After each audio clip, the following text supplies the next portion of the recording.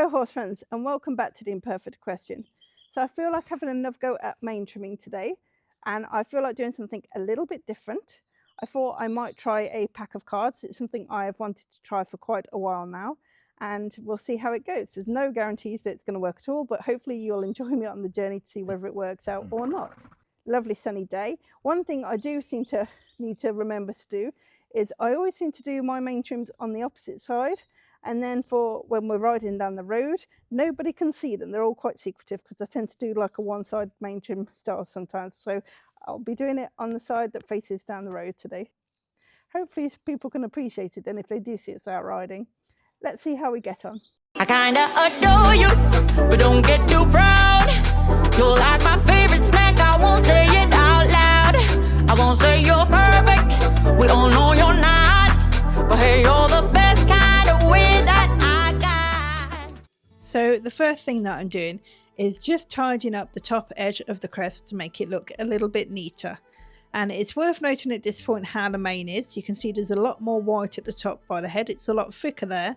And as we go down, you can see that there gets less and less white. So just have to be aware of that whenever I'm doing any patterns, because they will show up a little bit better at the top. As it is a little thicker there, I do need to go over that section a couple of times to make sure it is clean all the way across. Next, I'm trying to visualize in my head where I will place each part. I want to do 4 playing cards, and I'm also noting any kind of damage in the mane that I might need to take account of. As you can see, I do notice a little section here that's a little bit damaged, and I'll put that into my design somewhere so you can't see it after. So I decided to go for the damaged section and just cut the first card in there. I'm taking a cut halfway down, which gets rid of that section completely. And the reason I'm doing that is because we need some amount of white to form some of the shapes, and also I need some of the black on top to form some of the shapes.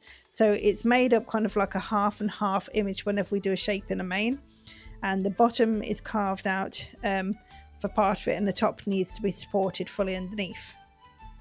So I've decided to go for either the spade or the club. At this point I hadn't quite decided, but both of them have like a stem. So I'm literally just pushing the scissors straight in to make like the stem part at the bottom.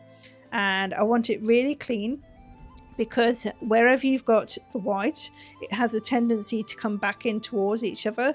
So if I do it too narrow, later on when the mane settles down, you won't really be able to see it very well. So I need to make it wide enough to see properly. So I've decided to go for the spade, but to be fair, both of them have a very similar shape on the bottom white section, whether I did the club or the spade. And I'm just starting to put in the lower shape section, which will be 2 little semicircles either side really. That's kind of what I'm going for. You can see she does move around quite a lot, so it's not easy to do, just a lot of patience. And always trying to find the best angle. Usually if you're cutting down or straight across into the pattern of the white, it's easy to cut.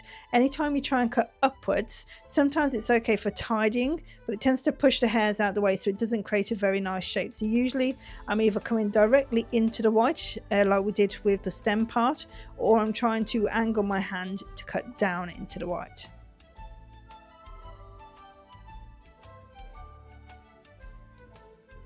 Now the black of her mane is actually quite a lot thicker than her white section, so as I come in to trim the black section, I'm not going to go all the way through to the back at the same time, especially because in my head I've got that I want to keep so it looks like a full white playing card. So I really need to leave the white that's behind that black in there, so that we've got the full white pattern of the card at the end result.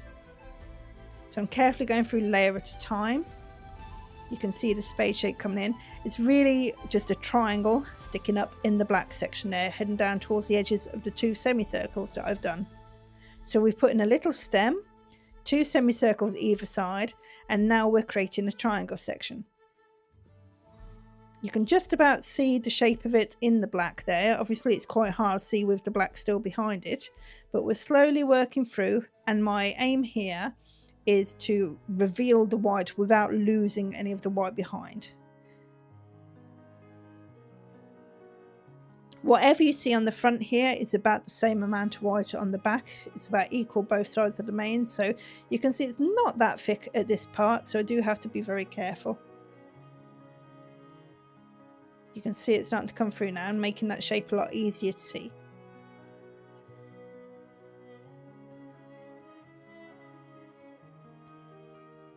As I go through, I'm also starting to think now about how wide I want my playing card to be. Obviously, I don't want the white just to end literally either side of the spade. I need a little bit either side so that it looks like the shape of the spade is in the middle of the card. So I'm just speeding this next part up slightly just so that you can see the whole of me clearing it out, but without it taking too long.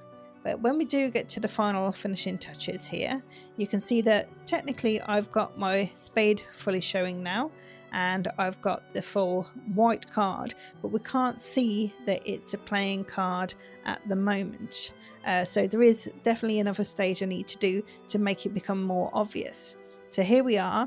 I need to put the sides of the card in. So I'm coming in straight from the side and I'm looking to reveal a line of black up to really separate that card either from the rest of the mane or from the card next to it, depending what I decide to do after.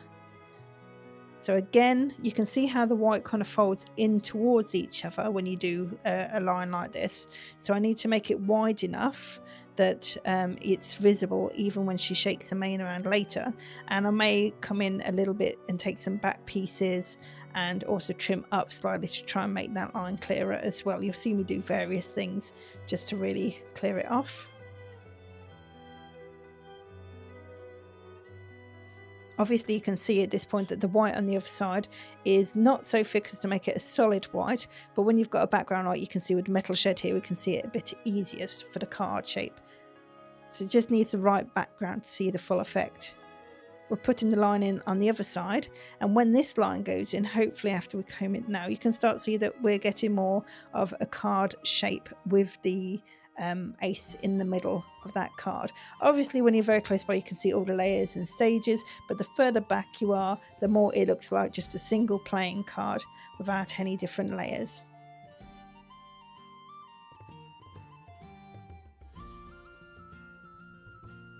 Again, just really wanting to make sure that my card is as wide as I want it to be and that those lines in between are really clear so that I can see it from a distance away.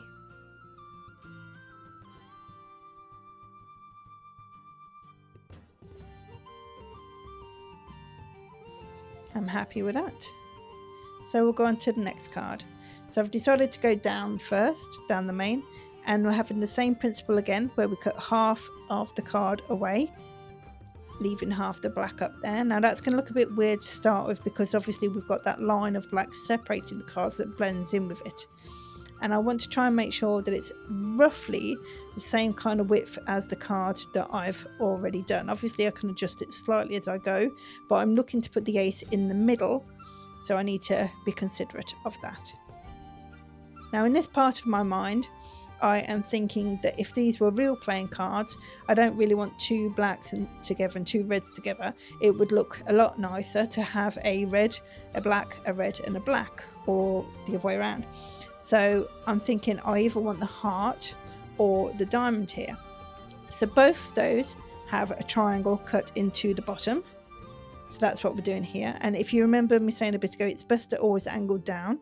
So after I've got the first kind of line in, she's moving around a lot here, so it's a bit hard to get. There we are. Then you'll see me switch the angle and coming down from the opposite direction. Again, if you happen to have a really thick white part on your fjord, you'll need to do it probably pretty much like the black section, where you don't cut it all in one go, you just cut it in sections, partly at a time. As long as you can see roughly where you're going, and obviously that gives you a greater ability to correct it if you do go wrong as well, because if you cut slightly wrong and it's thicker, you can alter it on the next level. So I've decided to go for the diamond shape here. And again, that'll just be a reverse triangle from the top down to meet with the triangle at the bottom. So it's a very simple shape to cut in the diamond.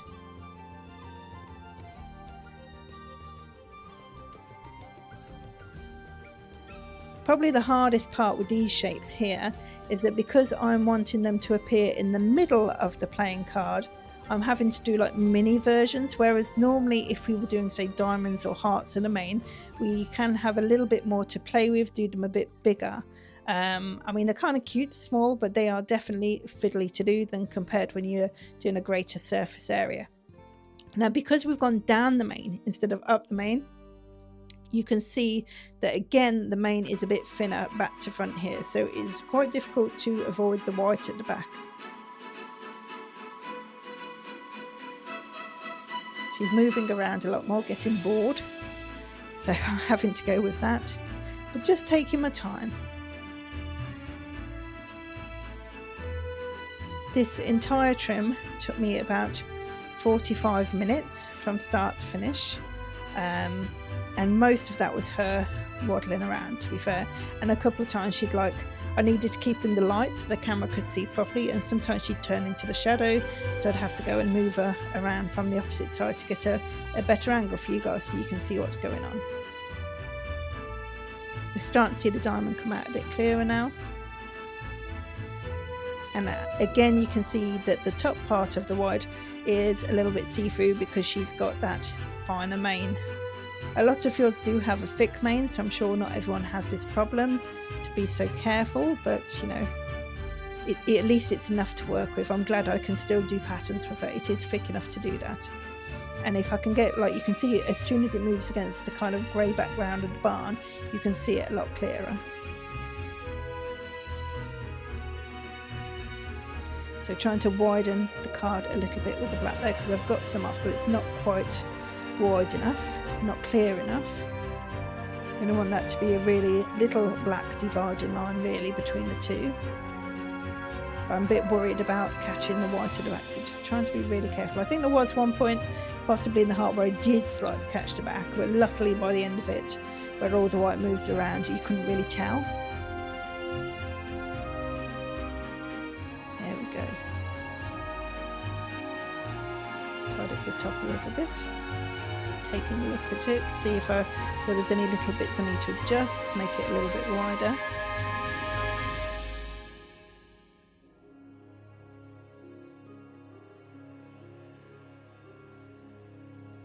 And with the black you can actually cut down slightly behind the white if you need to make sure it's really clean.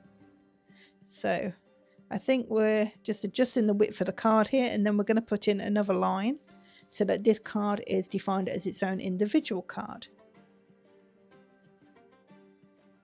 See, when you do a really little line like that, did you see it fold back in?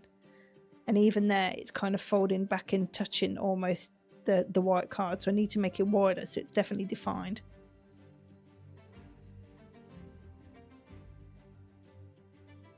Cutting upwards slightly just to clear off some straggly bits that were determined to hang from one side to the other,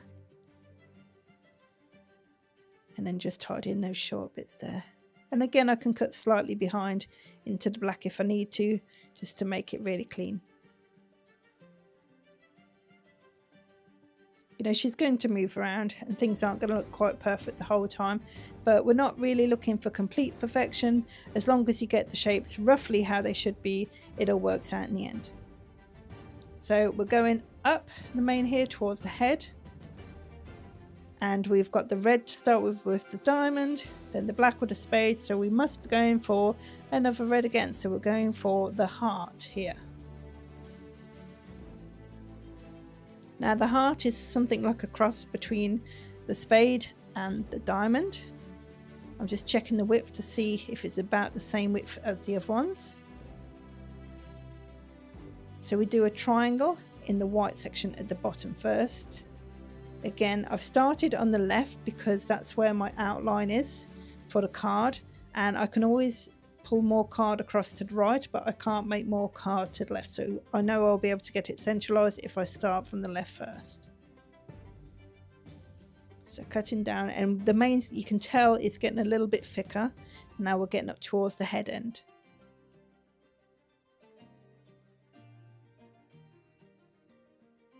Those lines looking a little bit untidy and wobbly, but don't worry, we go back over and tidy them, and you can see they sharpen up pretty quickly. So you just get your rough shapes in first and then worry about tying them. And usually at the end of it, you end up going over things again and again because you're combing it and you see things come up. But that's pretty clean now, not too bad at all. So for the top of the heart, it's basically 2 semicircles that join together. So what I've opted to do at this point is do another little triangle that's a little bit higher up and heading in towards the center of the heart, and that'll be the dip down point. I've got to admit it was a little bit odd the way I went about doing this heart shape, but it does work.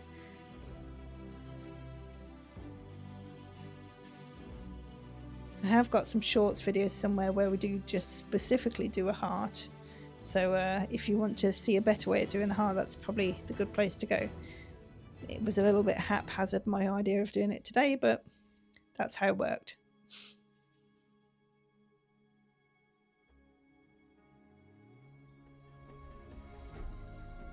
So moving on now, and I'm not worried about the heart being round as of yet, so I'm just kind of putting in the tops on either side. It looks a bit odd because the camera's ended up a little bit low, but as we come back up in a bit you'll see it's clearer. So I'm just putting in the top of the heart either side, so you've got that V dip down that then goes up into the round shape, the semicircles on top. But I'm just cutting across flat for a minute, and then we can curve it in a second. And that can go all the way across to where the outline's going to be. So right at the edges of the cards, get that out of the way. Just have to kind of see each of these shapes logically as you work, see where it's going to be. You don't need to achieve it all in one go, and just clear things off slowly.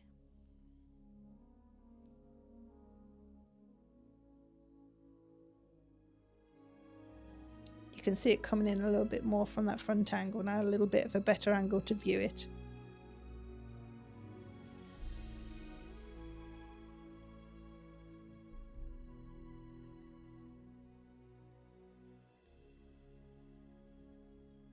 So I think I'm starting to take out, yeah, there we are, the side part of the heart. Cut a little bit separating the divide line, and now I'm angling down. There we are. So we've made that full semicircle, and I'm just tidying up some of the corner bits as well. Hard to see, I'm sorry I had to take this angle to reach it. Do apologise that you can't see properly in this part. Hopefully when it moves out of the way you should be able to see a bit clearly or what I've been achieving. So there we have kind of one side of the heart. So you can see how we can make that on the other side as well now.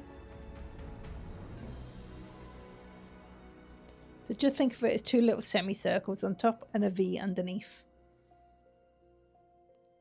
So on this side I need to remove all that black section right down to the white again, and that'll separate it off. I'm looking here again for how wide do I want my card, making sure it's wide enough, hoping it's not too much wider than the others, which actually worked out okay. I was a little bit worried that with some of these shapes the cards would work out quite a lot wider as I made adjustments, but it worked out okay. You can see I'm getting in some different angles there just to try and make a better shape on the actual heart itself.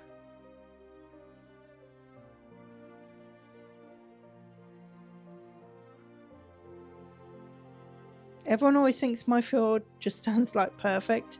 I think there was one time I was doing once where we'd been for a ride. It was a nice warm sunny day, and she did stand very, very quietly and well and had a snooze. So if they're snoozing and they're willing for you to work, then that's good. But other than that, you know, they move around. Usually I have hay out if I'm doing a hairstyle. But I had her tied up without hay today in the hope that she would stay a little bit stiller for you all to watch, but it was not the case too much. She did move around, not as much as if she was eating, but yeah, she just generally was impatient and moving around. So we've put in another divide line, and when we step back now we can see we've got 3 hearts. At this point I was thinking, do I go lower with one or higher with one? And I made the option to take up nearer the head and keep them all up there. If I'd gone lower they would have looked more central, but I weighed up the fact that we do have more wide to the top, so it will look better as a shape and a card at the top. Plus as well, I have some ideas in my head for what I'd like to do for Christmas, and I may need that part at the bottom untrimmed to grow in for something I want to do at Christmas. You have to wait and see what that one is. So of course we have the club left to do, and as I said, that starts very, very similar to the spade. So we need to put a stem in first, and we need to make sure that the stem is wide enough that we can see it even when we've combed it out and she's been moving around later. So you see how that white folds in? It's quite difficult to deal with that, so again, just need to make it a little bit wider. And I'm also trimming some of those behind white bits. That's it, so it's a bit clearer now. So again, when I get in there in a bit, I'm trying to figure out the shape in my head, try and remember exactly what a club looked like. It is a bit like a clover leaf, but just with the 3 leaves. But I just felt blank for a moment there, like I couldn't remember. So again, I'm trying to do like a semicircle. So I'm coming down one angle, down the other angle, and cutting straight in from the other. Making it as round and nice as I can. Just taking the time. That's all that these things take, you know. You just have to remember that whenever you do a shape, you can't cut the hair underneath. There always must be hair supporting it connected to the body. That sounds silly, but when I do my sari style, a lot of people, when there's a flat bit with a triangle on top, say, oh, you could have made that a star, but they don't realize that if I cut underneath, I'm actually cutting away the support of some of that hair. So you've always got to have a connecting piece, which is why you can only do half a shape in the white section and half in the black. If you feel you can make your own designs, just grab a piece of paper and, you know, you can do half black and half white and see what can you make out of there, and see if you can figure out, you know, we have the Fjord hair care group on the Norwegian Fjord hair care group on Facebook. So if you have any ideas, you can come and put them on there, and everyone will tell you if they think they'll work or not. If you're struggling or you have some good ideas, we always like to share patterns with each other.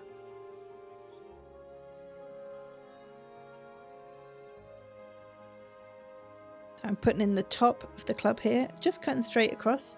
Nothing has to be round to start with. I'm just putting in like a square pattern, and we can knock the corners off to make it rounder later. So I've just taken a square part of the top of the lower part of the club, and I'm cutting down towards Y now. Again, the camera angle is slightly dodgy for you to see, but you will see as it develops. Apologies for that. Might be that a hat camera might work a bit more, but I don't have one at the moment. This one's attached to my chest. I do pull it right up, so it's literally almost sitting underneath my chin, so you can see my chin at certain times like that. I think that's my chin anyway. It could be part of my arm.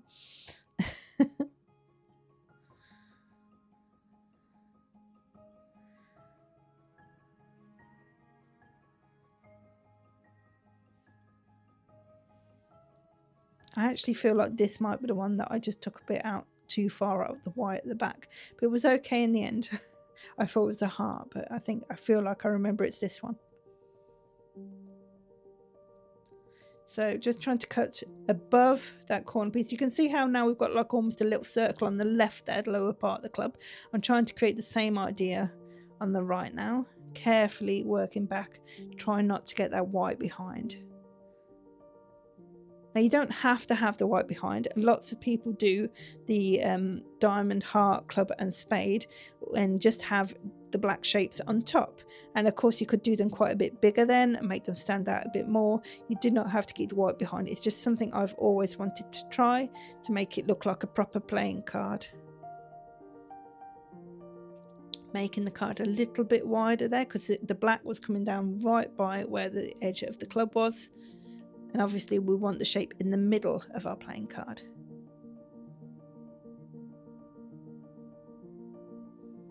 There we are, just pulling them out of the way slightly to work.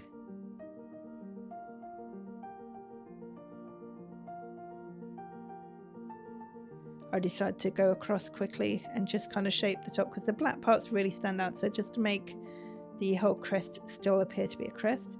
And then of course we need to put our dividing line in for that card so that we can tell it's another card.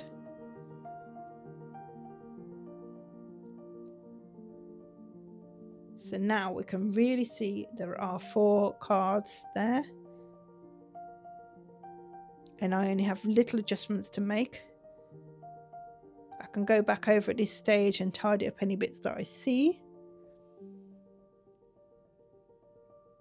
And also in a minute I believe I decide to make the end bits a little bit wider just to define the cards themselves away from the rest of the main. Here we go. So where I've put the divide line for the card, just because that's the pattern in now, I take that a little bit wider because I really want it to stand out as 4 cards. And I do the same on the opposite side. So not a lot. I've decided to keep the white there. There we are. So there's our pattern. She moves away so we can't see it properly, but I'm just assessing, checking, seeing if I can see anything. So I've just spread this section up. It's my check over where I go back over and just pick up any little bits that I've seen sticking out that I want to just tidy. I have one last consideration where I just pull apart the white either side to think, do I want to fully remove the white so the cards stand out even more? But then I remembered that I have a plan for something I want to do at Christmas and this would interfere with that. So what do you think, guys? There's my pack of cards, looking pretty good.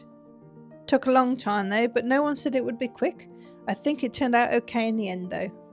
Let me know what you think in the comments and if you would try something as daring as this. I did of course have one more plan up my sleeve where I wanted to differentiate between the red and the black aces. So I cracked open the pink pony glitter and popped it on the red ones just to make it stand out a bit more. I'm quite pleased with the result. What do you think? So from JJ and I will see you again next time. Bye!